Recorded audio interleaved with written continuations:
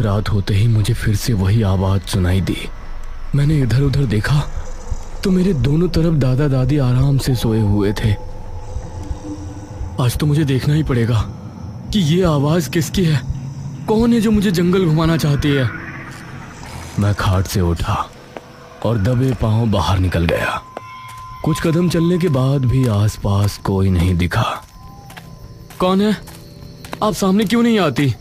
सिर्फ मेरा नाम पुकारती रहती है। मेरी आवाज सुनकर पहरा देने वाला एक आदमी मेरी तरफ आया। कौन है वहां? रुको। उसकी आवाज सुनकर मैं जल्दी से एक पेड़ के पीछे छिप गया। वो आदमी अपने हाथ में पकड़ी हल्दी की गांठ को ऊपर उठाए इस तरह से आगे बढ़ रहा था जैसे कि वो उसका सुरक्षा कवच हो। ये गांव के लोग इतना अजीब बर्ताव क्यों कर रहे हैं और दादाजी मुझसे क्या छिपा रहे हैं, कुछ समझ नहीं आ रहा। उस आदमी के जाने के बाद मैं जंगल की तरफ रवाना हो गया। रास्ता सुनसान था और काफी डरावना, लेकिन इस समय मेरे मन में जो सवाल उठ रहे थे उसको जानने के लिए मुझे हिम्मत रखना बहुत जरूरी था। अब जंगल मेरे ठीक सामने था। मैंने कदमों को रोका और उस जंगल को देखने लगा जिसमें काले अंधेरे में चमकते जुगनुओं की रोशनी काफी दिलचस्प लग रही थी। अगर आप मुझे जंगल दिखाना चाहती हैं तो सामने आना पड़ेगा, वरना मैं जा रहा हूं। अरे नहीं नहीं रोहन, मैं आ रही हूँ, रुको। मैंने देखा एक औरत काला लबादा पहने हुए मुझे हाथ के इशारे से उसके पास बुला रही है। इस औरत के हाथ में भी एक लालटेन था और उसका चेहरा पूरी तरह से ढका हुआ था।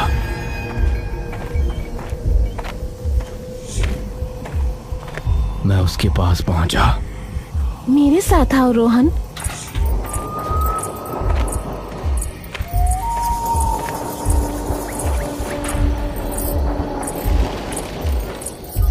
वो आगे बढ़ने लगी और मैं भी उसके पीछे हो लिया। आपने अपना चेहरा क्यों छिपाया हुआ है? अगर आप शक्ल दिखा देती तो। इस पर वो कुछ नहीं बोली। मैं उसके साथ साथ आगे बढ़ रहा था और अब मुझे जंगल का एक अलग ही नजारा दिखाई दिया। वो जंगल का बहुत ही खूबसूरत हिस्सा था। वहां चारों तरफ घने पेड़ थे। जमीन पर छोटे छोटे पौधे उगे हुए थे जिन पर खूबसूरत फूल लगे थे और यहाँ की जमीन बहुत साफ सुथरी थी। सामने ही एक झरना भी बह रहा था। अरे वाह, इतना प्यारा जंगल! मुझे तो यकीन ही नहीं होता। पता नहीं क्यों दादाजी मुझे यहाँ आने नहीं देते थे। यह कहकर मैं झरने की तरफ दौड़ा, लेकिन तभी मुझे एक झटका सा लगा और दूर जा गिरा।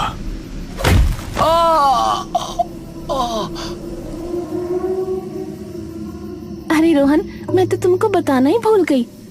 क्या बताना भूल गई आप? मैं उस झरने तक क्यों नहीं पहुंच पाया? ये जंगल का सबसे पवित्र इलाका है। इसमें जाने के लिए हमें पवित्र होने के लिए एक विधि करनी पड़ती है, और अगर कोई उस विधि को किए बिना यहाँ आने की कोशिश करता है तो उसको ऐसे ही झटके लगते हैं। यही यहाँ का रहस्य है। तुम अकेले यहाँ आते और तुम्हारे साथ ये होता तो तुमको यही लगता कि यहाँ जरूर कोई भूत है, इसीलिए तुम्हारे दादाजी तुमको यहाँ नहीं आने देते। लेकिन अब मैं तुमको वो विधि करवाऊंगी और उसके बाद तुम जिस पेड़ पर चढ़ना चाहो चढ़ सकते हो, फल खा सकते हो, झरने में नहा भी सकते हो। ठीक है, मैं उस विधि को करने के लिए तैयार हूँ। आओ मेरे साथ। अब वो मुझे एक जगह ले गई। यह जगह बहुत अंधेरा था। बीच में कुंड जल रहा था। आसपास जादू टोने का सामान पड़ा हुआ था और काला खरगोश भी वहां बैठा था। इधर बैठ जाओ रोहन, अब मैं वो विधि शुरू करती हूँ। उसके कहने पर मैं नीचे बैठ गया। उसने कोई मंत्र पढ़ा, फिर उसने मेरे कंधों पर हाथ रखा और मंत्र पढ़ने लगी। ओम भीम क्लीम काली मुंडाए विच्छे। मैं चुपचाप वहां बैठा था। तभी अचानक से वो चीखते हुए मुझसे दूर हो गई। क्या हुआ आपको? ये कहकर वो वहां से भाग गई और मैं हैरान रह गया। हल्दी की गांठ? उसने ऐसा क्यों बोला? मुझे अब कुछ समझ में नहीं आया।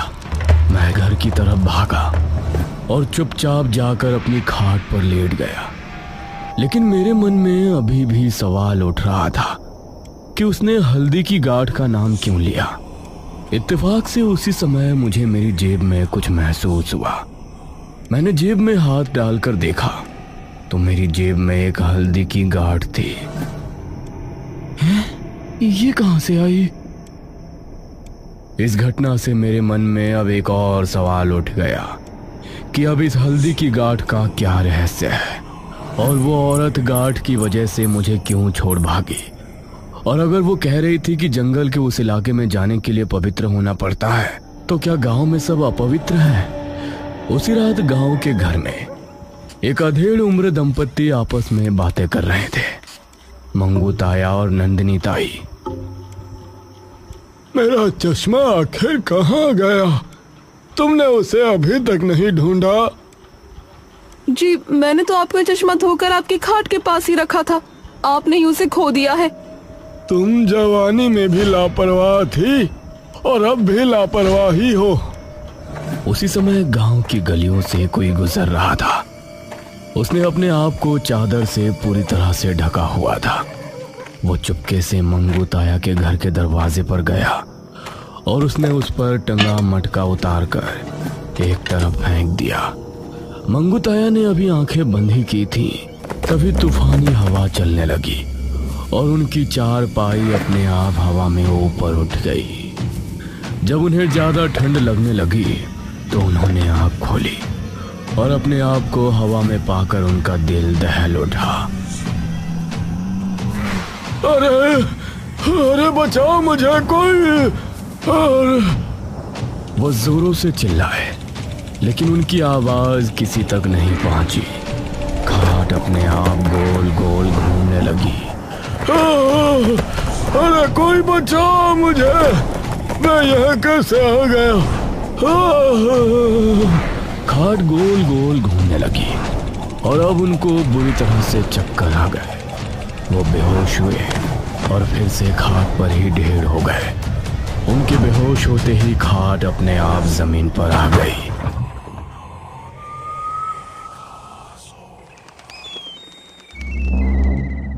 सुबह उनकी आंख खुली तो उन्होंने खुद को आंगन में पाया। उस समय ताई झाड़ू लगा रही थी। नंदिनी, तुमको पता है कल रात हमारे साथ क्या हुआ? क्या होता? आप चश्मे के खो जाने से मुझसे नाराज हुए और यहाँ बरामदे में आकर सो गए। वो नहीं, जब मैं सो रहा था तो मेरी खाट अपने आप हवा में ऊपर उठ गई और गोल गोल घूमने लगी। क्या? हाँ, वो इतनी तेज घूमी कि मुझे चक्कर आ गए। आपने जरूर कोई सपना देखा है। अगर ऐसा होता ना तो अब तक तो आप विदेश पहुंच गए होते। यहाँ बरामदे में क्यों मिलते? मंगू ताया से इस पर कोई जवाब नहीं निकला, लेकिन उनको यकीन था कि उनके साथ जरूर कुछ तो हुआ है। शाम ढलने पर मेरे मन में फिर से वही सवाल उठ रहा था कि मेरी जेब में हल्दी की गांठ कहां से आई, और मैं फिर से घर से निकल पड़ा। उस तरफ मंगू ताया भी कुछ बेचैन हो रहे थे। नंदिनी, जरा मुझे पानी ला कर दो, अब प्यास लगी है भाई। अरे यहाँ आइए, जरा बाल्टी उठाने में मेरी मदद कीजिए। मैं उस समय मेरे घर पर बैठा था और खिड़की से मुझे नंदिनी ताया हत्थी के नल के पास खड़ी नजर आई। अरे तुम हो कहाँ भाई? मैं यहाँ हूँ हत्थी के नल के पास, जल्दी आइए। नंदिनी की आवाज सुनकर ताया घर से निकले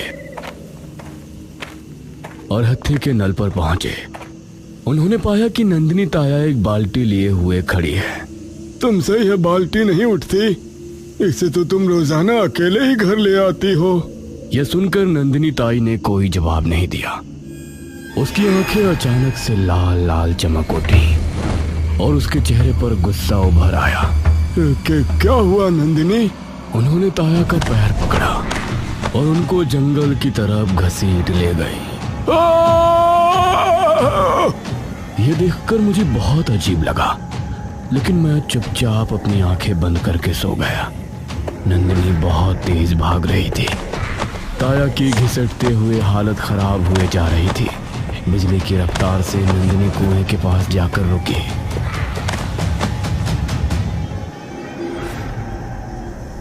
नंदिनी, तुम मुझे ये कहाँ ले आई? कुएं को सामने देखकर मंगू ताया का दिमाग घूम गया। उन्होंने नंदिनी की तरफ देखा तो देखते ही देखते वो भयानक शैतान में तब्दील हो गई। उसने ताया को पकड़ा और उन्हें कुएं के अंदर ले गया।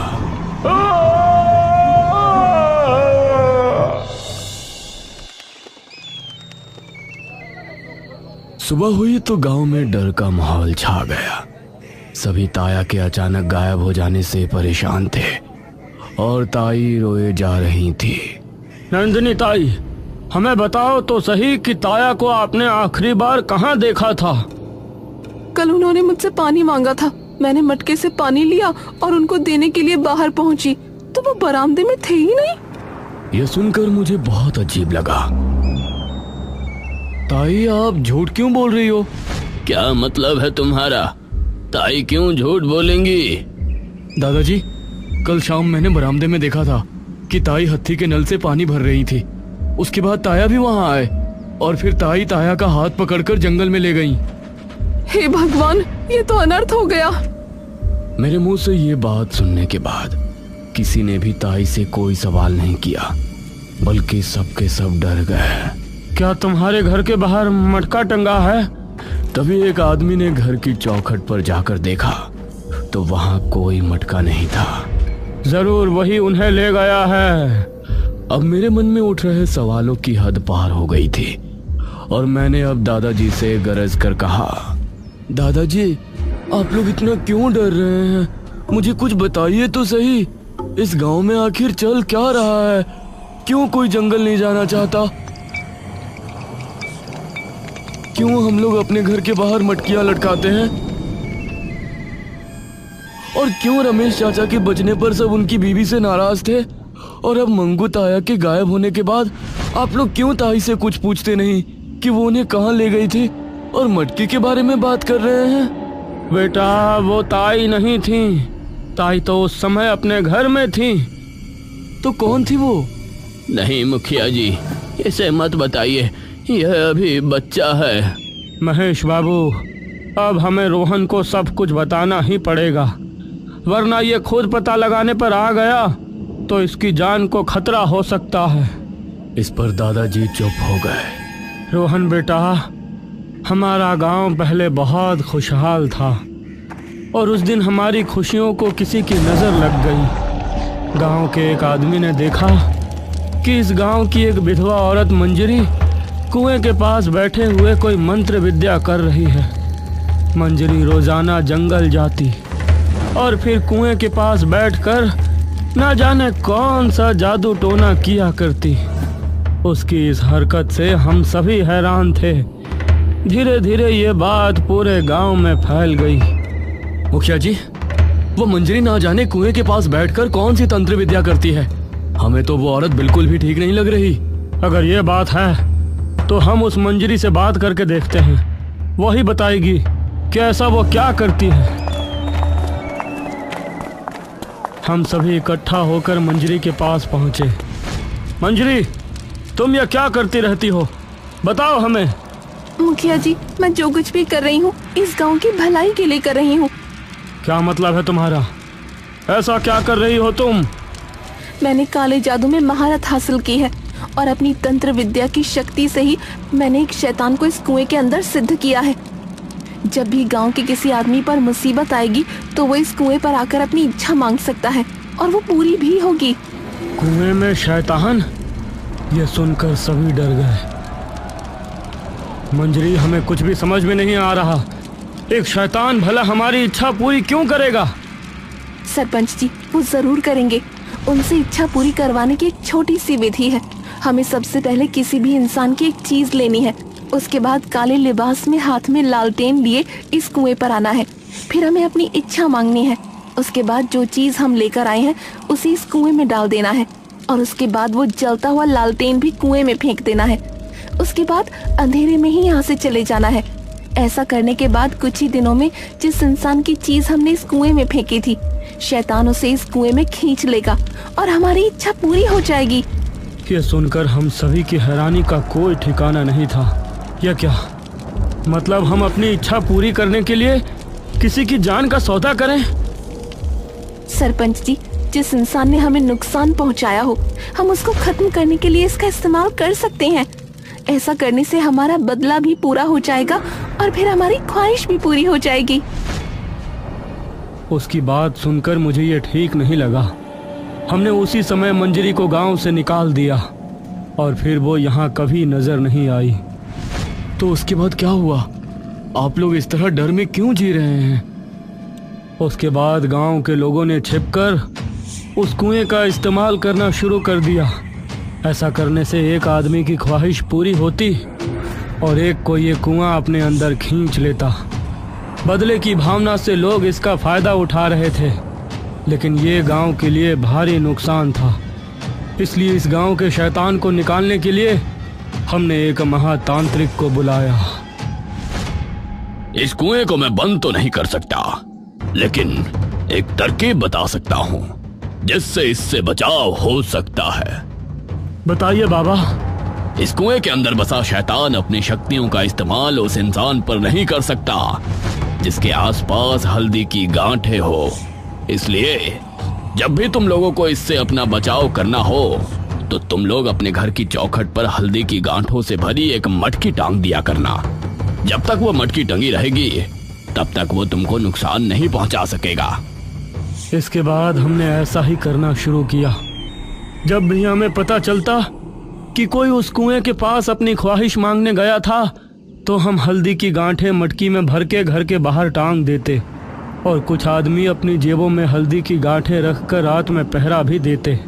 रमेश के बच जाने पर हमने इसी वजह से उसकी बीवी चंद्रावती को बुरा भला कहा था, क्योंकि हमें पता चल गया था कि उसने रमेश को ठीक करने के लिए कुएं की मदद ली है। इसलिए उसी रात से हम लोग अपने आप को सुरक्षित रखने की कोशिश कर रहे थे।